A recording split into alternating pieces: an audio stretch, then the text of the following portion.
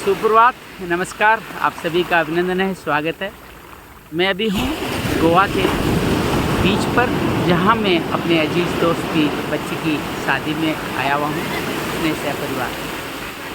साथियों, जब भी आप प्रकृति के नज़दीक जाते हैं, जब भी प्रकृति को अपने स्वच्छ सुंदर रूप में देखते हैं, तो आपके अंदर की प्रकृति का उससे जुड़ाव होता है।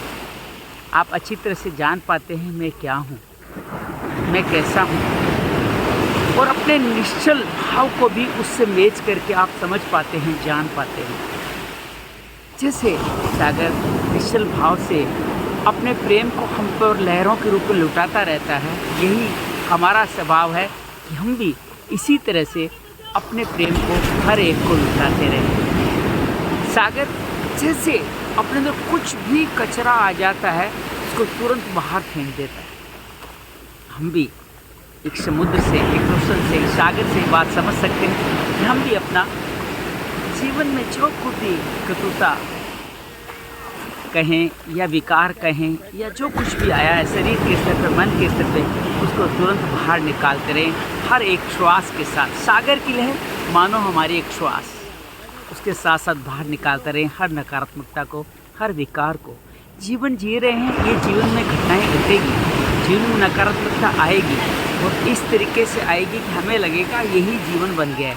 लेकिन विश्वास कीजिएगा, ये सारी की सारी नकारात्मकताएं, ये सारा का सारा बातें, ये सब हो रहा है हमारे जीवन के आगे बढ़ाने के। कल मैं चिंतन कर रहा था बैठा बैठा कि जीवन में बहुत सारे लोगों को जीवन में उपलब्धियाँ, यूँ समझ लीजिए भाग्य से कहो या प्रारब्ध से कहो, मिल जाती है।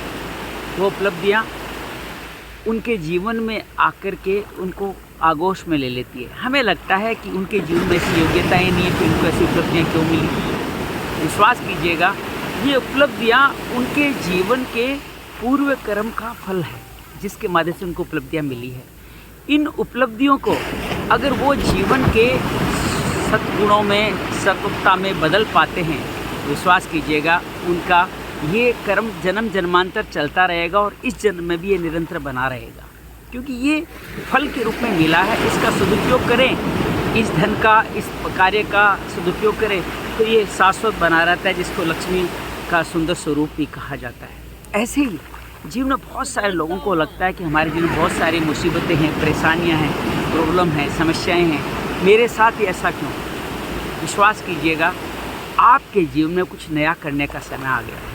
ये समस्याएं, ये प्रॉब्लम, ये सारी की सारी आपके जीवन में ईश्वर के आशीर्वाद का, ईश्वर की उपलब्धि का, इस आपके जीवन में कुछ नया आने वाला उसका संकेत देती है। बस जब भी नकारात्मक या ऐसा फेज चल रहा हो जिसको आप पसंद नहीं करते हो, जो आपको लगता है तकलीफ दे है, उस फेज को बस 100% देते मुस्कुराते जीने का प्रयास कीजिएगा। अनरैप करके आपको उसके अंदर से वो गिफ्ट मिल जाने वाला है, जो गिफ्ट ईश्वर ने आपके लिए अलग से रखा है।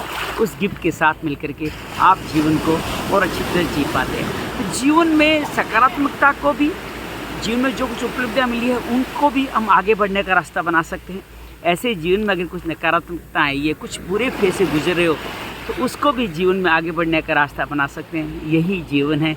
इसी सागर की तरह निश्चल भाव से हम लोग चलते रहें, करते रहें, तो मुझे लगता है कि हमारा जीवन अच्छी तरह से अपने जीवन में ये कार्य हो जाता है।